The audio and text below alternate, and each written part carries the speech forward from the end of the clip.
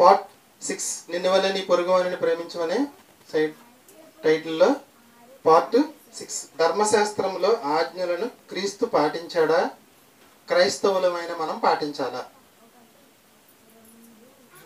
ధర్మశాస్త్రంలో ఉన్న ఆజ్ఞల్ని క్రీస్తు పాటించాడా, క్రైస్తవులమైన మనం పాటించాడా? మనకు బైబిల్ యేసుక్రీస్తు గురించి ఒక మాట రాయబడింది, యేసుక్రీస్తు అడుగు జాడలలో మనం నడుచుకోవాలి. యేసుక్రీస్తు అడుగు జాడల్లో ఎందుకు నడుచుకోవాలి ఈరోజు మీకు చెప్తాను, జాగ్రత్తగానండి. ఈ మాట మనం చాలాసార్లు చదువుకున్నామని.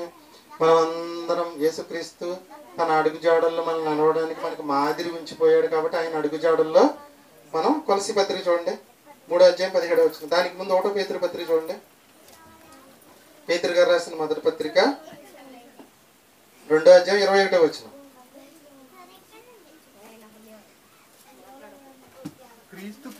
క్రీస్తు కూడా మీ కొరకు బాధపడి మీరు తన అడుగు జాడల యందు నడుచుకున్నట్టు మనకు మాదిరి ఉంచిపోయాను. యేసుక్రీస్తు ఏది చేస్తే మనం అది చేయాలండి. యేసుక్రీస్తు ఏది చేస్తే అదే కదా అక్కడ సారాంశం. ఏమని? క్రీస్తు కూడా మన కొరకు బాధపడి మీరు తన అడుగు జాడల యందు నడుచుకున్నట్లు మీకు మాదిరి ఉంచి పోయెను. యేసుక్రీస్తు అడుగు జాడల్లో ఎందుకు నడవాలి? ప్రశ్న మీకు తెలిసిన సమాధానం చెప్పండి. యేసుక్రీస్తు అడుగు జాడల్లో ఎందుకు నడవాలి?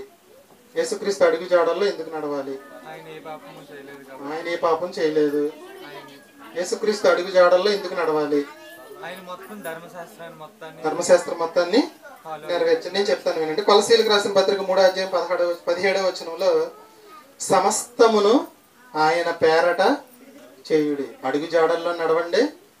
ఒకవేళ మీరు ఏమైనా చెయ్యాలి అనుకున్నా సమస్తము ఆయన పేరట చేయుడి. 1 పేతురు పత్రిక 2:21 చివరి అంటే చూడండి, ఆయన మనకు మాదిరి ఉంచి పోయెను.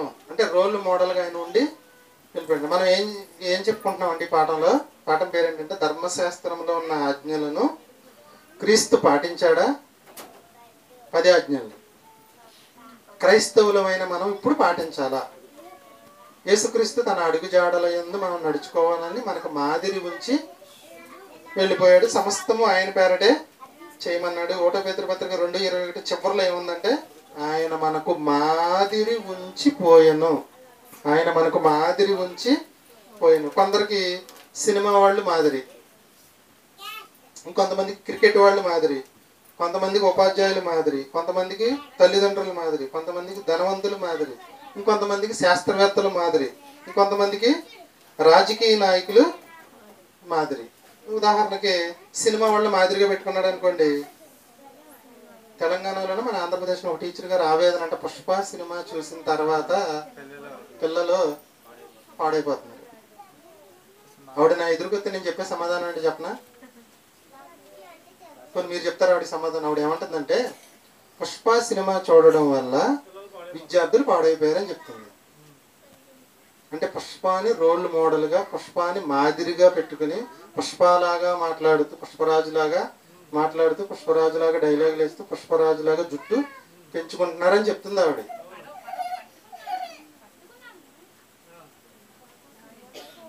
మన సమాధానం ఏంటి చెప్పండి? మీరు కొంచెం ఆలోచించి చెప్పండి. ఆవిడ ఏమంటుందంటే పుష్ప సినిమా చూడడం వల్ల పిల్లలు పాడైపోయారని చెప్తుంది. నేనేమంటానంటే అంతకు మించి నిన్ను మాదిరిగా పెట్టుకునే స్థితిలో ఆ ఉపాధ్యాయుడు ఉండాలంట నేను. తప్ప కాదని అన్నదండి. పుష్ప సినిమా ఎంతసేపు చూస్తాడండి? 3 గంటలు. పోనీ 10 సార్లు చూశాడు అనుకుందాం. 5-6 సంవత్సరాల పాటు విద్యార్థి నీ దగ్గరే ఉంటాడు కదా. ఎన్ని సంవత్సరాలు? సుమారు 5-6 సంవత్సరాలు, కొన్ని 4 సంవత్సరాలు, 3 సంవత్సరాలు విద్యార్థి నీ దగ్గరే ఉంటాడు.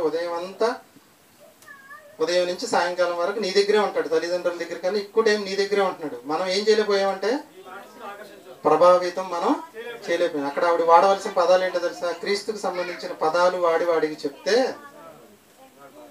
ఆటోమేటిక్గా మారుతాడండి అని నేనంటే. మీరేమంటారు దానికి? లేదంటే పుష్ప సినిమా చూడడం వల్లే పాడైపోయారు అంటారు. అక్కడ ఆడు క్లూ ఇచ్చాడు. ఏమిచ్చాడంటే మన క్లూ, ఒక సినిమా చూసి నేను ఎలా మారుతున్నాను అంటే, పుష్పాన్ని చూసి మారాడు అంటే నిన్ను చూసి కూడా మారుతాడు. ఇప్పుడు మారాల్సింది ఎవరు? టీచర్, విద్యార్థి. టీచర్ మారాలంట. నేను ఏమంటారు మీరు? ఏమన్నా ఇదే కరెక్ట్ అంటే పుష్ప సినిమాలో పుష్పరాజు మార్చినంత ఇదిగా మనం ఎందుకు మార్చలేకపోయామని అడుగుతున్నా టీచర్ నేను. అంతేనంటారు కాదంటారు? అది పెద్దవారు చెప్పారు. ముందుకు వెళ్ళిపోదాం. క్రీస్తుని ఎందుకు మాదిరిగా పెట్టుకోవాలి? దేవుడు యేసుక్రీస్తుని మాదిరిగా పెట్టుకోమన్నాడు. అడుగు జాడల్లో ఎందుకు నడవమన్నాడు? ఓకేనా? ఇది చెప్పుకుంటూ మనం ముందుకి వెళ్దాం. పేతురు గారు రాసిన మొదటి పత్రిక 2వ అధ్యాయం 22వ వచనం 21వ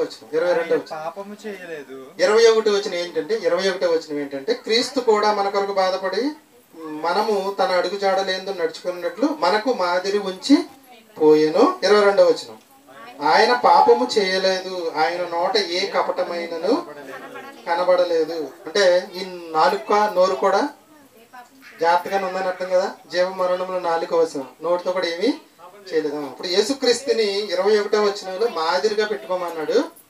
ఎందుకు మాదిరిగా పెట్టుకోమన్నాడు అంటే 22వ వచనంలో ఏం చెప్పాడు? ఆయన ఏ పాపము చేయలేదు. యేసుక్రీస్తుని మనం మాదిరిగా పెట్టుకున్నాం అనుకోండి, మనం కూడా ఏ పాపము చేయకుండా ఉంటాం. ఆయన అడుగు జాడల్లో ఎందుకు నడవమన్నాడు అంటే ఆయన ఏ పాపము చేయలేదు కాబట్టి ఆయన అడుగు జాడల్లో నడిస్తే మనం కూడా ఏ పాపము చేయము. యేసుక్రీస్తుని ఎందుకు మాదిరిగా పెట్టుకోమన్నాడు? ఆయన ఏ పాపం చేయలేదు కాబట్టి ఆయన మీరు మాదిరిగా పెట్టుకున్నారు అనుకోండి, మీరు కూడా ఏ పాపం చేయరు. ఆయన అడుగు జాడలు ఎందుకు నడవమన్నాడు అంటే ఆయన ఏ పాపం చేయలేదు కాబట్టి మీరు కూడా ఏ పాపం చేయకుండా ఉంటారు కాబట్టి ఆయన అడుగు జాడలో నడవమన్నాడు. అర్థమైందని నేను చెప్పింది? యేసుక్రీస్తుని మాదిరిగా దేవుడు ఎందుకు పెట్టుకోమన్నాడు అంటే 22వ వచనంలో ఆయన ఏ పాపము చేయలేదు కాబట్టి ఆయన మీరు మాదిరిగా పెట్టుకుంటే మీరు కూడా ఏ పాపము చేయకుండా ఉంటారు. అందుకనే పాపం చేయకుండా ఉండాలంటే ఇప్పుడు మనం ఎవరిని మాదిరిగా పెట్టుకోవాలి? యేసుక్రీస్తుని మాదిరిగా పెట్టుకోవాలి. కాబట్టి మనం ఏం చేసినా కూడా ఎవరి పేరు మీద చేయాలంటే క్రీస్తు పేరటే చేయాలి. ఒక సినిమా హీరోని మాదిరిగా పెట్టుకున్నాడు అనుకోండి, వాడు బోడిగుండు చేయించుకుంటే బోడిగుండు చేయించుకుంటాడు, జేబులు చింపుకుంటే చింపుకుంటాడు. అదే క్రికెటర్ని మాదిరిగా పెట్టుకున్నాడు అనుకోండి, సెంచరీలు కొట్టాలనుకుంటాడు. అవునండి. అలాగే రాజకీయ నాయకుడిని పెట్టుకుంటే మాదిరిగా సంపాదించాలనుకుంటాడు. అవునండి. ఇంకా ఎవరిని మాదిరిగా పెట్టుకున్నా వాళ్ళు ఎలా అవ్వాలయ్యారో వీళ్ళు కూడా అలా అవ్వాలనుకుంటారు తప్పితే పాపం చేయకుండా ఉండాలనే కాన్సెప్ట్ అనేది రాదు. అది రావాలి అంటే ఎవరిని మాదిరిగా పెట్టుకోవాలంటే యేసుక్రీస్తుని మాదిరిగా పెట్టుకుంటేనే. ఎవ్వరూ చేయలేని ఛాలెంజ్ భూమి మీద బ్రతుకున్న కాలంలో ఆయన చేశారు. నాలో పాపం ఉన్నది మీలో ఎవడు స్థాపించగలడు అని. సామాన్యుల మధ్య కాదండి, యోధా సమాజం మధ్య కఠినమైన రోమా సామ్రాజ్యం మధ్యలో నాలో పాపం ఉన్నది మీలో ఎవడు స్థాపించిన అని అడిగాడు. కాబట్టి క్రీస్తుని మనం మాదిరిగా పెట్టుకుంటే, రోల్ మోడల్గా పెట్టుకుంటే మనం కూడా ఏ పాపం చేయకుండా ఉంటాం. డబ్బున్నవాడు అడుగు జాడల్లో నడిస్తే డబ్బున్నవాడు అవుతాం. శాస్త్రవేత్తలు అడుగు జాడల్లో నడిస్తే శాస్త్రవేత్తలు అవుతాం. సినిమా వాళ్ళని అడుగు జాడల్లో నడిస్తే సినిమా వాళ్ళం అవుతాం. రాజకీయ నాయకులు అడుగు జాడల్లో నడిస్తే ఎమ్మెల్యే అవుతాం, ఎంపీ అవుతాం, సీఎం అవుతాం, పిఎం అవుతాం. కానీ ఏ పాపం చేయకుండా బ్రతకాలనే ఆలోచన రాదు మనకి. ఎందుకంటే వాళ్ళు అలాగ బ్రతకలేదు కాబట్టి.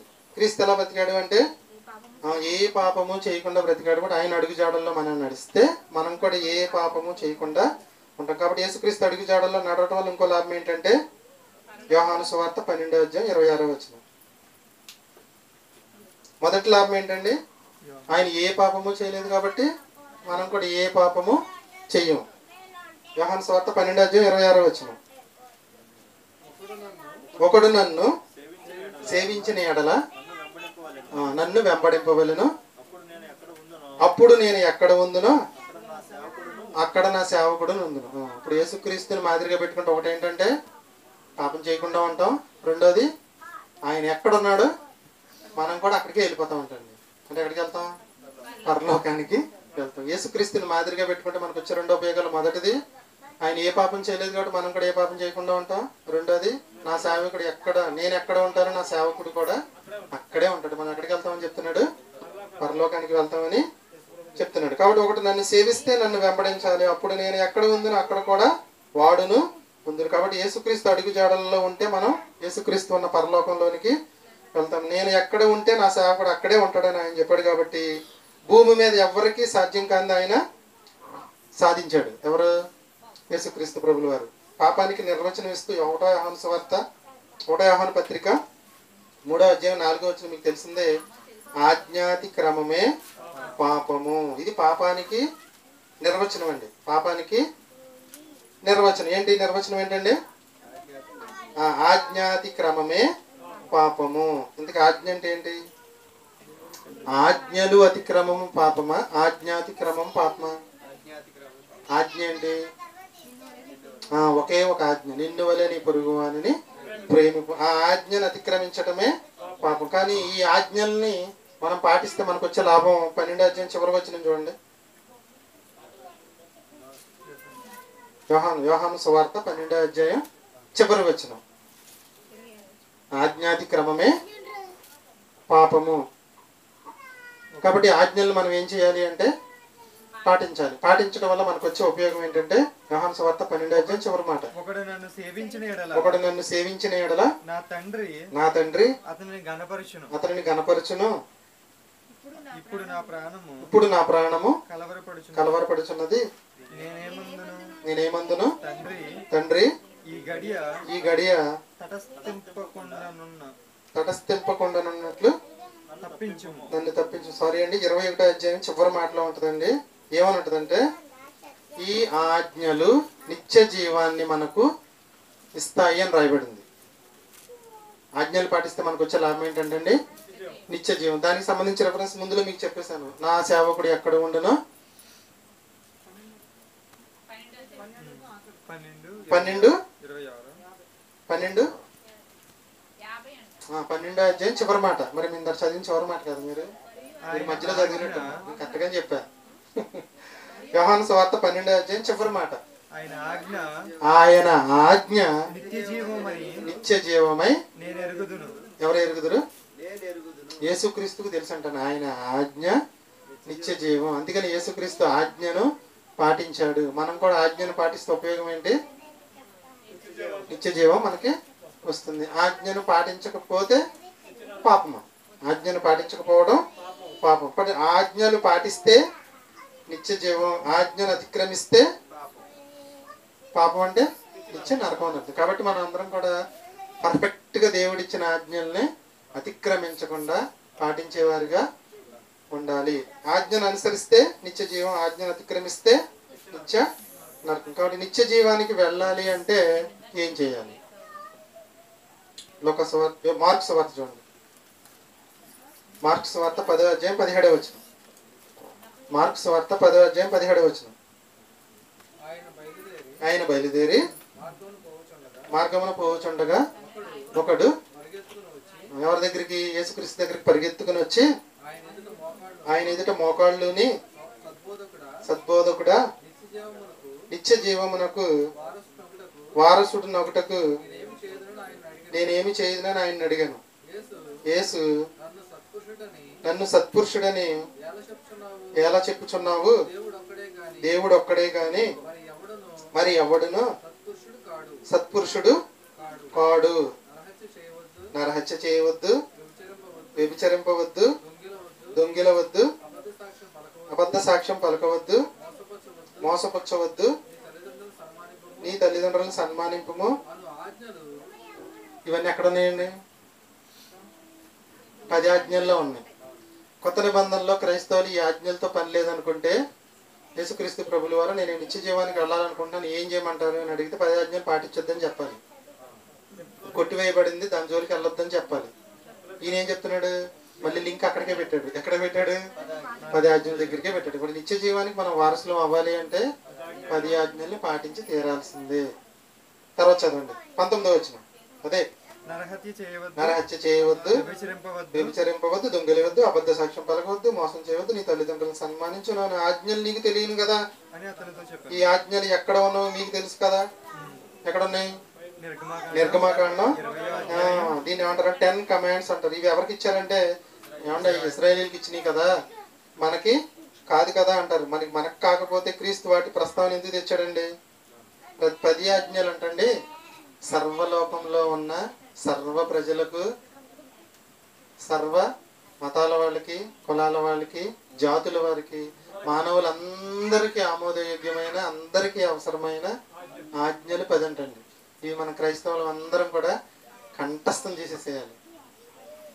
మనం ఏదైనా తప్పు చేస్తున్నప్పుడు ఈ ఆజ్ఞలు ఏదో ఒకటి మనల్ని అడ్డుపడద్దు. వచ్చి మనం ఏం చేసేటప్పుడు అడ్డుపడద్దు వచ్చాం, ఇది ఆజ్ఞ ప్రకారం తప్పుగా వెళ్తున్నాం. కానీ క్రైస్తవ సమాజానికి ఏం నేర్పించిందంటే దెయ్యం 10 ఆజ్ఞలు కొట్టివేయబడిన యేసుక్రీస్తు నెరవేర్చి కొట్టేశాడు. మరి మనకేంటంటే ఏమీ లేదు, అంతే కదండి. ఎవరి టెక్నిక్ అది? అపవాది టెక్నిక్.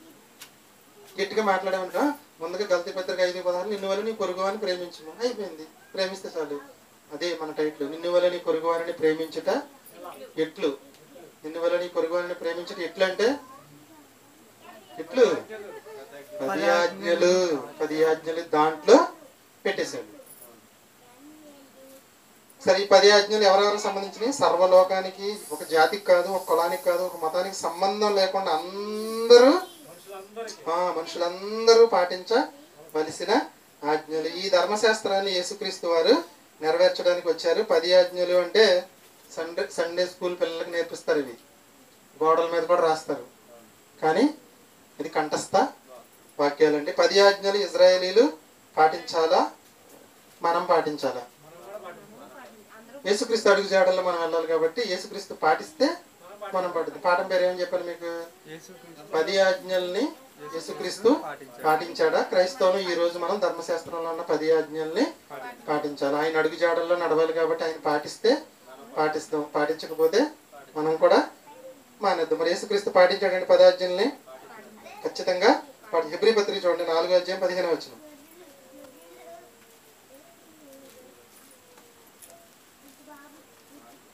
హెబ్రీయులకు రాసిన పత్రిక 4:15. హెబ్రీయులకు రాసిన పత్రిక 4:15. మన ప్రధాన యాజకుడు మన బలహీనతల యందు మనతో సహానుభావము లేనివాడు కాడు గాని సమస్త విషయములలో చూడండి, సమస్త విషయాల్లో అంటే యేసుక్రీస్తుకి స్పెషల్ శరీరం కాదు, మనలాంటి శరీరం. సమస్త విషయములలో మనవలే శోధింపబడినను పాపము లేనివాడిగా ఉండదు. మనకు ఎలాంటి శోధనలు వచ్చినాయి, ఆయనకు కూడా అలాంటి శోధనలు వచ్చినాయి, కానీ మనం పాపం చేసేస్తున్నాం. ఆయన పాపము చేయలేదు. మనలాంటి శరీరమే, మనలాంటి కోరికలే, కానీ పాపం అనేది ఆయన చేయలేదు. ఎలా ఉండగలిగారు అంటే ఆయన యొక్క శరీరాన్ని కంట్రోల్లో పెట్టుకున్నాడు అంటండి. చాలా మంది బోధకులు ఇప్పటి వరకు ఏం చెప్పేశారంటే మానవ శరీరమే మన శత్రువు, మన శరీరమే మన శత్రువు, మన శరీరమే మన శత్రువు, మన శరీరమే మన శత్రువు అని చెప్పారు. ఇంకాదని ఒకసారి చెప్పాను మీకు వివరంగా. ఆదాం కూడా చెప్పాడు ఆ రోజు. మరి మన శరీరం ఏంటి? మన శత్రువు కాదు, మన ఆత్మే మన శత్రువు అనుకున్నాం. మన మనసు, మన ఆత్మ మన శత్రువు అనుకున్నాం. మరి శరీరం ఏంటి? శరీరం శత్రువు కాదు. మరి శరీరం ఏంటి? రోమీలకు రాసిన పత్రిక 12:2 రోమీలకు రాసిన పత్రిక 12:1. రోమీలకు రాసిన పత్రిక 12:1. కాబట్టి సహోదరులారా, పరిశుద్ధమును దేవునికి అనుకూలమైన సజీవ యాగముగా మీ శరీరములను ఆయనకు సమర్పించుకుని. పరలోకానికి పెట్టుబడి మన శరీరం, శత్రువు కాదండి. మన శరీరం ఏంటి? పరలోకానికి పెట్టుబడి. పరలోకానికి పెట్టుబడే మన యొక్క శరీరం. సజీవ యాగంగా దేవునికి సమర్పించుకుని. ఎవరు పెట్టారు ఇలాగా? యేసుక్రీస్తు ప్రభులు వారు పెట్టాడు. అలా పెట్టడం వల్ల మన పొరుగు వారమైన మనందరం, పొరుగు లోకంలో ఉన్న మనం అందరం కూడా రక్షింపబడి పరలోకానికి వెళ్ళే ఛాన్స్ అనేది మనం అందరం కూడా కొట్టేసామని మనం ముందు పాఠాల్లో నేర్చుకున్నాం. మన శరీరం ఏంటంటే మనకి పరలోకానికి పెట్టుబడి. కాబట్టి ధర్మశాస్త్రాన్ని యేసుక్రీస్తు ఎలా పాటించాడో చూసుకుంటూ ఆయన అడుగుజాడల్లో మనం ముందుకు వెళ్తే మనం ఎలా పాటించాలనేది మనకి అర్థమవుతుంది. పార్ట్ 7 అండి. ప్రస్తుత